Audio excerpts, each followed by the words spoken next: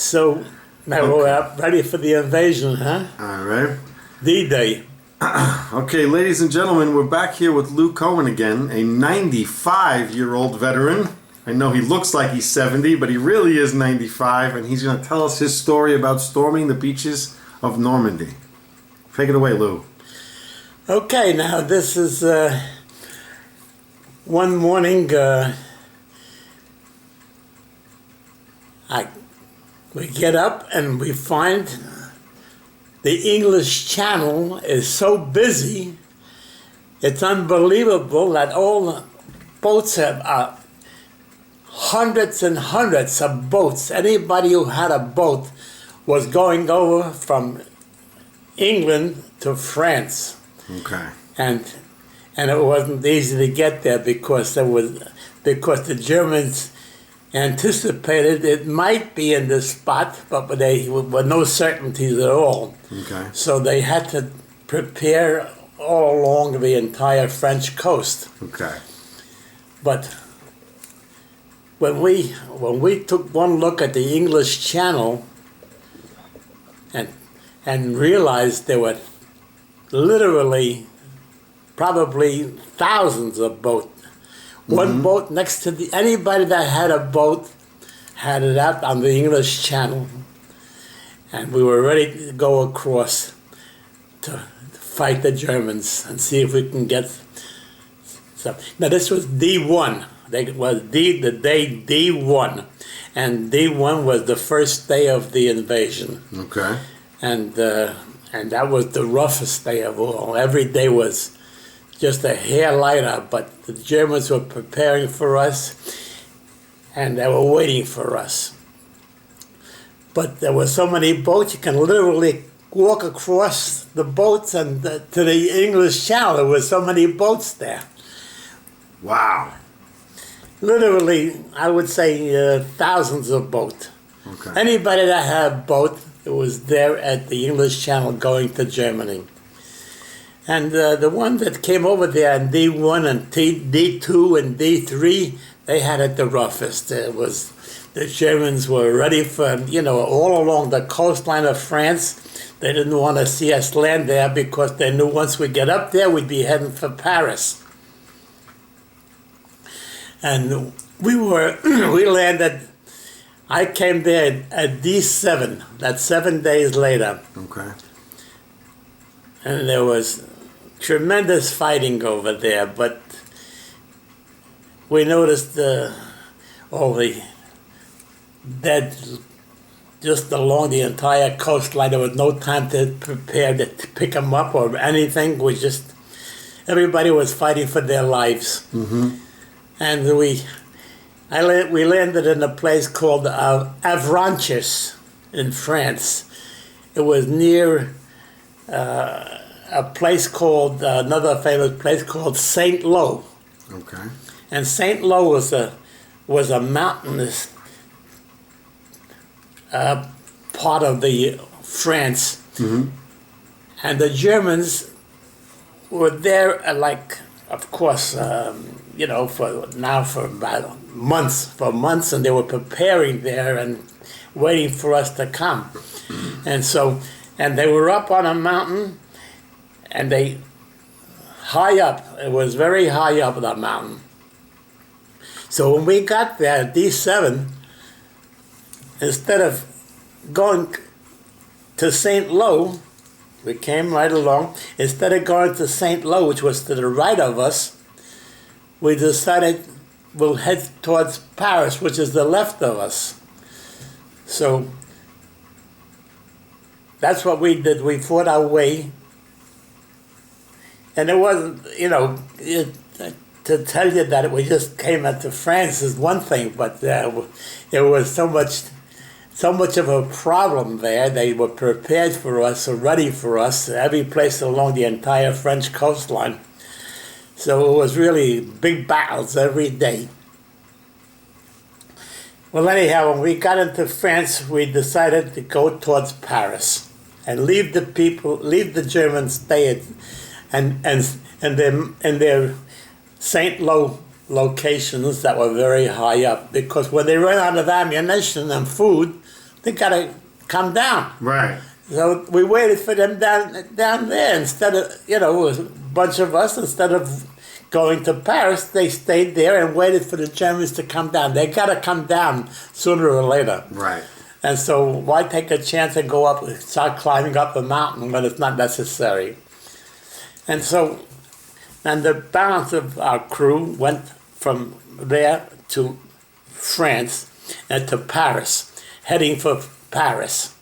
And the Germans were fighting us all along the way. And there was tremendous battles going on there. Anyhow, when we got to Paris, I was friends with one particular guy that was very close to me. He lived in the Bronx also. His father had a barber shop not far from where I lived in the Bronx. So we got very friendly. And when he was an accountant, so we got to Paris. We hung around together, and then they noticed that we were always together, so they called us both in, and they said, would you two gentlemen like to spend the rest of the war in Paris here? We have positions here for you. You both did good on the tests you took, so you're an accountant, he says, and you're a printer, and so you both did quite well. So you both qualify to stay in Paris for the rest of the war, till the war's over. My friend said, I'll take that. He said, I'll stay in Paris. And I said, no, I didn't come here to be safe in Paris. I came here to fight the Germans, and that's what I want to do. Okay. So I left my friend there, and and I continued going west. Okay. And towards Paris. And when we got into Paris, now we're heading for Germany and Belgium. Belgium was a little further north. Okay. When we got into Belgium, things eased up quite a bit. The fighting was not in Belgium anymore. We were fighting to get into Germany. Germany was fighting to keep us out. Okay. Meanwhile, Germany took over half of Europe, and then they were heading for Russia. And that was a big mistake. Biting off more you can chew. Yeah. Biting off more than they can chew is right. And so, but in the interim, I got to be very friendly with a lot of people in Belgium, and to the point where I learned a lot of French, and I was able to have conversations with only the ladies, not the men. I can ask them if they like to take a walk with me, voulez-vous promenade avec moi ce soir? Tonight. So, I was able to talk to them. I had a girlfriend there too, in Belgium, in Bastogne. Okay.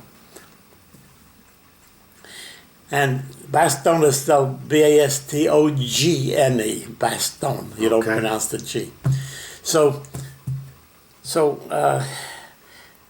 she was dying to get one of my rings. I had a gold ring on the right hand. That's when I was bar mitzvahed at 13 years old, and she was begging me to have the ring, to leave the ring with her so I'll come back for her. And I said, I can't do that. My parents gave me this. This is I have from my parents. I cannot take the ring off. I never took it off. And I didn't give it to her.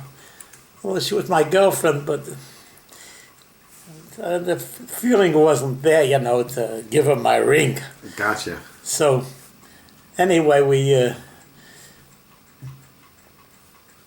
I was there about 2.5 months. And so I was getting to know the people very well, and I could see the same people, the same French people every day, and I was able to talk to them. And I got to the point where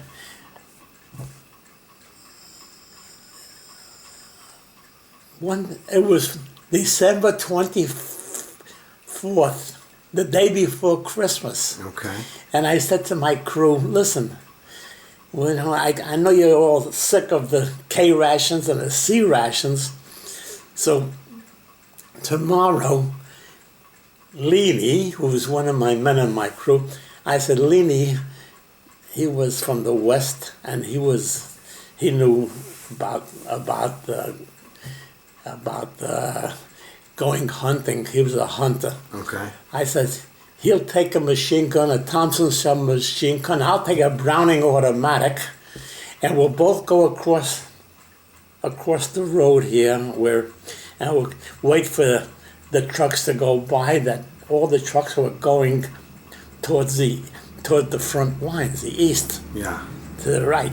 So I said, we'll go across, we'll go over and right after the road was the mountain. I said, we'll go up the mountain, and the first deer we see, we'll shoot, and we'll come back. So that everybody will have some venison to eat for Christmas. And they were so happy. So at 5:30 in the morning, we got up, and I said, Lenny, let's go. We'll go across the road, and we'll get a deer. Okay. I hunted before too, and I never got a deer, but it was very exciting to go out deer hunting. So, but I never went deer hunting with a submachine gun. Right. And because if we saw a deer, he didn't have a chance. Right. So anyhow, we both started to go up the mountain, and we climbed up. It was a kind of steep mountain, and about 30 minutes later, I said, Lenny, let's stop and let's just relax. Sit down and relax, and let's take a look and see what's happening with our crew. So I took my glasses. I had my glasses on. I took my glasses, and I took a look at my crew. The crew is going crazy. They're running around like crazy, like something happened. And we have no idea what it is. But when we look at the road, all the trucks that were going eastbound into the war zone, right, they're all going westbound, going back away from the war zone. Okay. So he says, something radically wrong here. Let's go. So we rushed back, and we were so tired. When we got back, I could hardly breathe. We both fell down on the ground. We said, what happened here? They said, they're all in the truck waiting for us. Everybody says, come on, we have to get out of here. The Germans they knocked out C battery. We're in D battery, the 635th Anti-Aircraft Artillery. C battery is knocked out, and they're coming after us next. We're the D battery. Oh, jeez. They're coming after us. We're surrounded. We don't even know it. So I said, wait a minute. I says, everybody off the truck. I said, what are you, crazy? What's the matter with you? We'll be dead in 15 minutes. I says, then let's get out of here, but let's take the gun with us. We waited 2 years to get this quadruple automatic 50 caliber machine gun. It's a quadruple 50 caliber machine gun on a 100-degree turret. It turns around 100 degrees. And it's the first time we ever had anything like that in the Army. And they wanted to leave it behind? Yeah, and they run on the truck, and they say, we have no time to get it out. They'll be here in a few minutes. They said, it takes 37 minutes to get it out. We always timed it out. How long does it take to pull the truck out? That took 36 minutes, 35 minutes. He said, we'll all be dead by then. I said, well, then let's get it out in 10 minutes. There's no reason why we can't do it. Well, 5 minutes later, the truck is attached to the truck. The gun is attached to the truck? And the guns are out, it's pulled out. I said, what? You told me you can't do it in less than 36 minutes, and you did it in 5 minutes. When you have to do it, you do it. Yeah. And so that's what happened. That we had the truck out and the gun out, and the truck was ready to move. We're ready to go in with the other trucks there. Nobody knows where we're going, but we're all following each other. and we were just one of the few people that have the gun with us. Everybody left their guns behind. But I wasn't going to leave this behind. So we waited a year and a half to get this gun, and they finally came, and we have the ammunition. They're going to use it against us. Right, of course. We leave it here. I said, that's crazy. So I said, nobody, we don't move until the gun's attached. And 5 minutes it was attached, and we were on a road going. We went down about 5 miles. Yeah. We came to a bridge. And the bridge was over a railroad track. The railroad tracks were below it. And so there was the lieutenant there. He says, hold it. What outfit? I said, 635th Anti-Aircraft Artillery, Battery D. He says, oh, you got your gun with you. Thank goodness. He said, we have no guns. But he said, everybody's leaving their equipment behind. He said, I'm so glad you brought your gun with you. So he said, have your men dig it in over here, right after the bridge there, you know. So he said, all right, let's go, boys. So we start digging the gun. And so then the lieutenant comes back to me. He says, Corporal Cone, get 2 men across the road. He said, on the other side of that bridge. And set up, see that we know that the Germans have the Tiger Royals have the big tanks, very powerful tanks that are much better than our Shermans are. If our Sherman tank hits the Tiger Royal, it hits the tank and it bounces off. If the Tiger Royal shoots at us and if they hit us, it goes in and it comes out the other side of the shell. Oh boy. So they had better tanks than we did. Oh, yeah, they're much better. Right. So you're setting up this gun to fight this tank? Yeah, and he says, get 2 men on the other side of we have to go down the slope, cross over the railroad tracks, up the slope, and then dig in over there where the Germans are coming. We have one reconnaissance outfit that was checking to see how far the Germans are from us, and they would tell us how long it would take for the Germans to get to us. Okay. So they said 24 minutes. It looks like 24 minutes. Meanwhile, we had the whole thing, there were big trees on both sides of the road. Big, huge trees, and we had them all dynamited. And the idea was when the Germans come, we're going to explode it, and all the trees would fall down and slow them up a little bit. Mm-hmm. And the bridge was also all dynamited, so that the bridge, once the trees come down, then the bridge goes. And then they can't get back. No, then they can't come down because it's a big drop right. from the bridge to the railroad tracks. So he says, get 2 men with the bazooka and knock out the lead tank. And he runs away. I said, Leanie, come on, you come with me. He said, why are you picking on me all the time? I said, because you're a hunter and you're a brave man, I said, and I need somebody to load. I'll fire the gun because I taught the bazooka to everybody in the outfit. I take it apart and everything. So I'll fire. But when you load, at that time you need 2 men. 1 man to load and 1 man to fire. Okay. See, but if I miss, that man better be there to load again because or else we're all dead. Right. So he says, how are we gonna do this, Lou? He says, well, how are we gonna knock out the lead tank?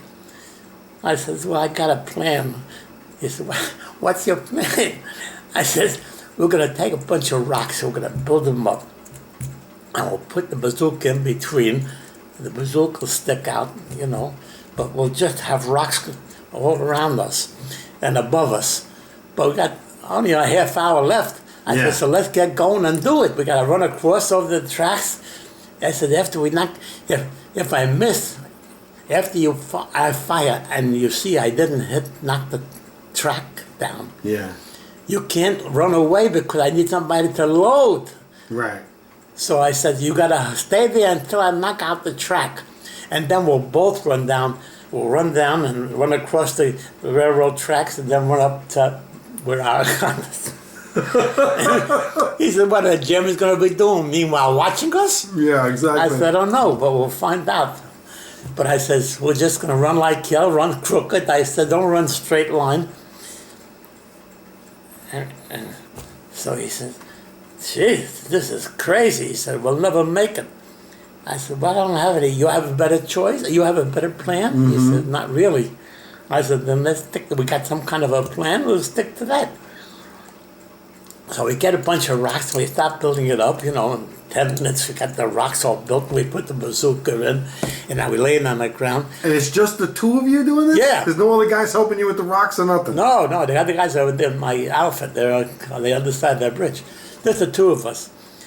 So. And this is with the big 360 machine gun that you just saved, right? Yeah. The same machine gun that you took away from the scene?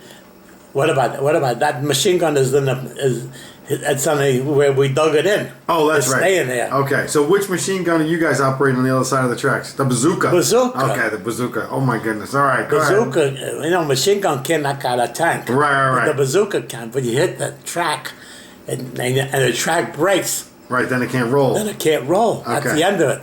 So they gotta get rid of it. They gotta push it over or get out everybody out and do something. But they gotta be repaired. All right. So fast forward. Here you are. You got your whole thing set up. The rocks are in place, and all of a sudden you see the tank. I didn't know. Not yet. We hear it. We hear the tanks coming down. So Lenny says, "Lou, we got to do something." I said, well, that's what we're doing. I said, you load me up. I said, I'm going to fire it, but don't leave until you see I hit the track. Because if I miss the track, you got to load me up again. With the second shot, I'll make sure I get the track. Right. He says, why this is suicide? He says, suicide. So I said, I don't have any choice.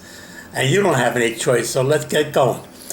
So we're sitting there and waiting. We hear the German tanks coming down, Tiger Royals, the big tanks. And they come by the 150, 250 tanks at a time, Oh, jeez. So all of a sudden, a guy comes running across the bridge. We got it loaded to explode, but we got a guy comes running across and he says, "Who's in charge here?" So I said, "What's the lieutenant down there on the other side of that bridge?" I said, "Why?"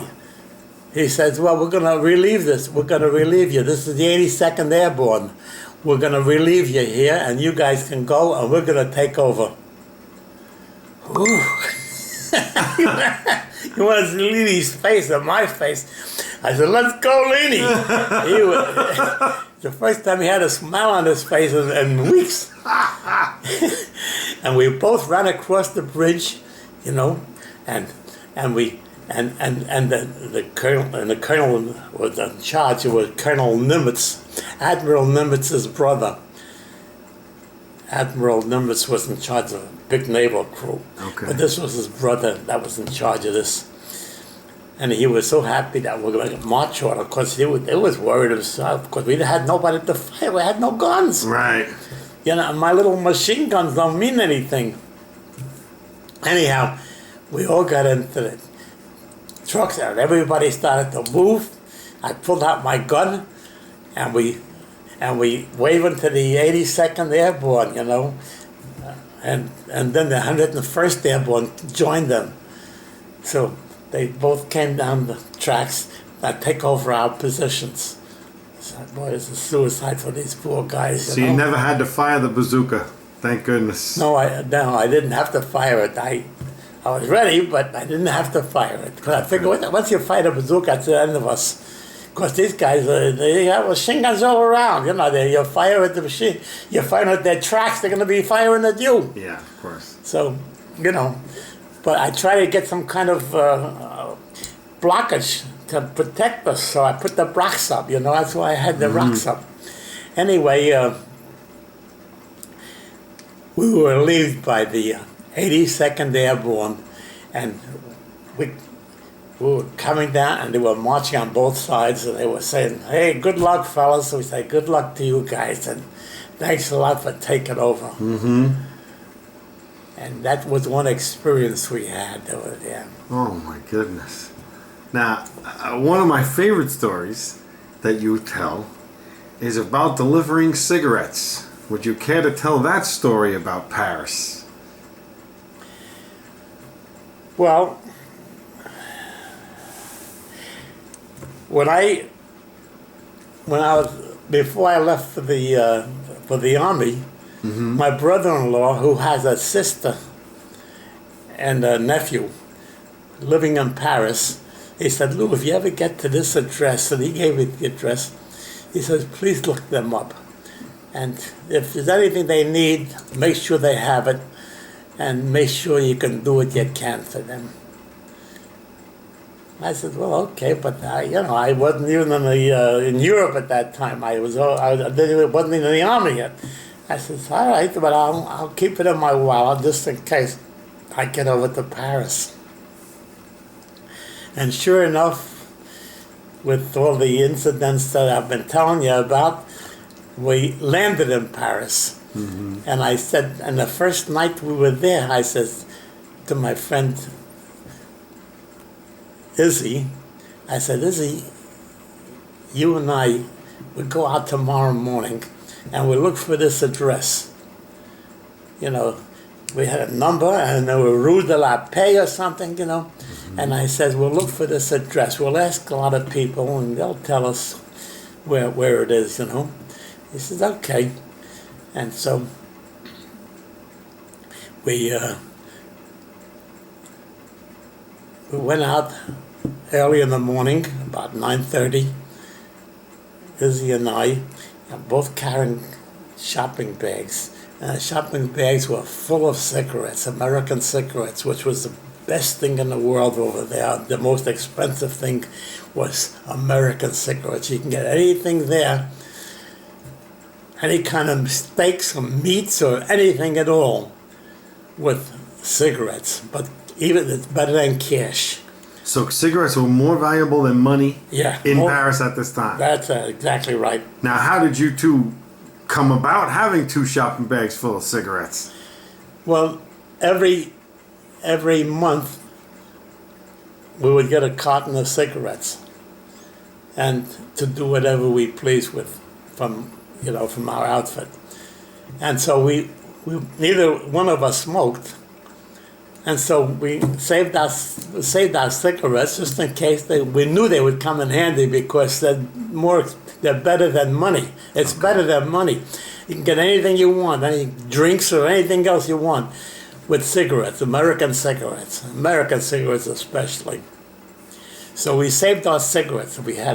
I had a basket full, and he had a basket full. Mm-hmm. Wait, didn't you acquire some cigarettes through some billiard games as well? I know you built up that cigarette stash not with your monthly rations. How else did you get all those cigarettes? Oh, yeah. And I also played a lot of cards, and we gambled a lot, and I won a lot of cigarettes that way, too. Okay, so billiards and gambling. Yeah. Okay. And we went out that morning, and it was a war zone, so the place was desolate. There were no people were out in the streets, nobody to ask, "Where is this address over here?" Right.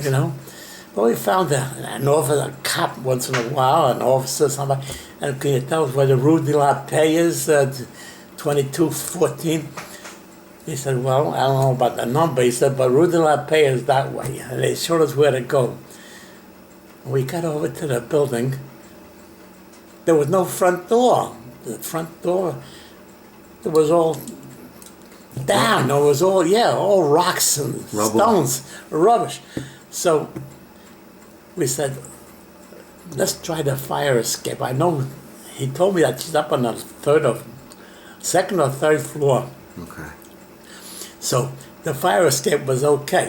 So he and I went up the fire escape. And when I got to that number. I thought it would probably be her house. I knocked at the window, and nobody would answer. Because the Germans were there the week before, and we had just taken over that territory. And she thought we're Germans. Of course. Everybody thought there was Germans still here. And so they weren't sure. Especially who come knocking on your window. You know, that'd be scary.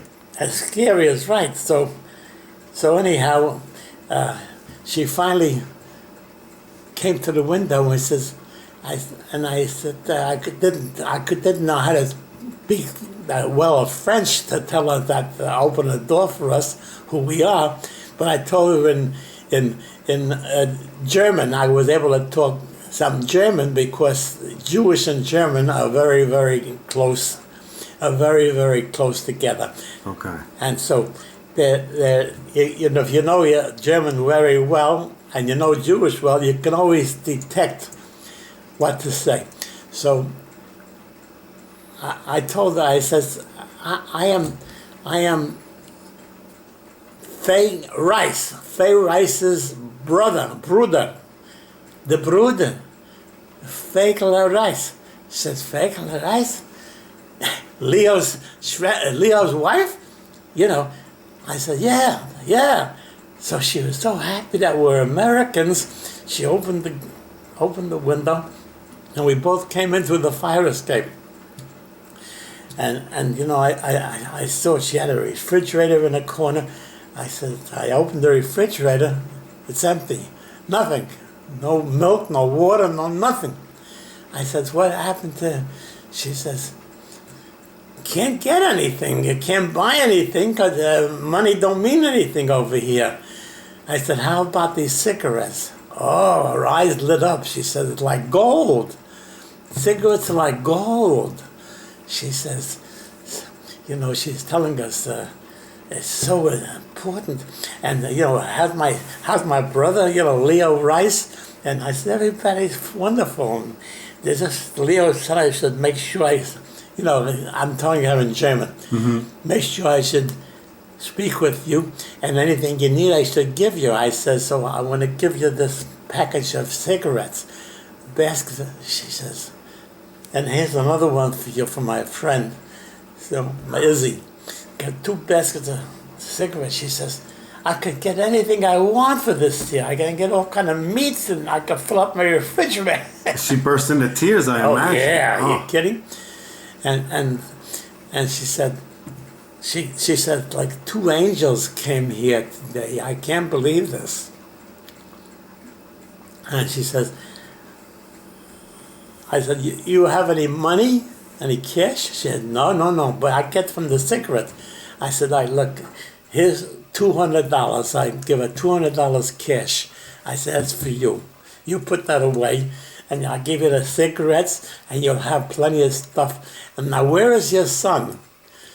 She says, he's all right. He's okay. He's a chemist. And so they never harmed him because he's working for the Germans. Okay. They wanted his knowledge. Yeah.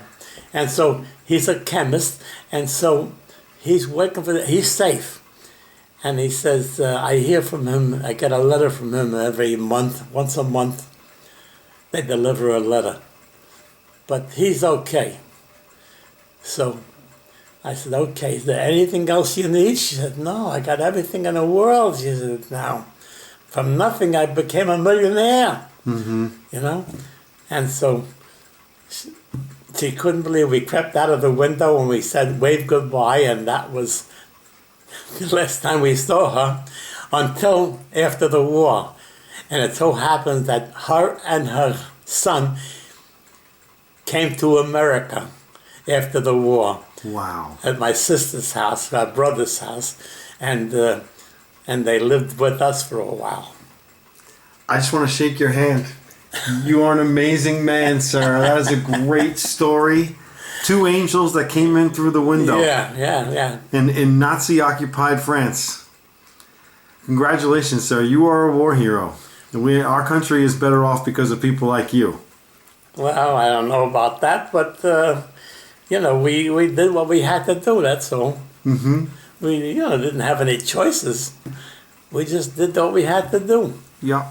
That's why you're the greatest generation. You guys faced the most adversity, and you weren't pampered little shits either. You knew how to handle your own business. That's what it says. Tom Brokaw says the greatest generation. That's right. And that's the book I'm reading. I'm halfway done with it. Thanks, Gramps. Okay, sir.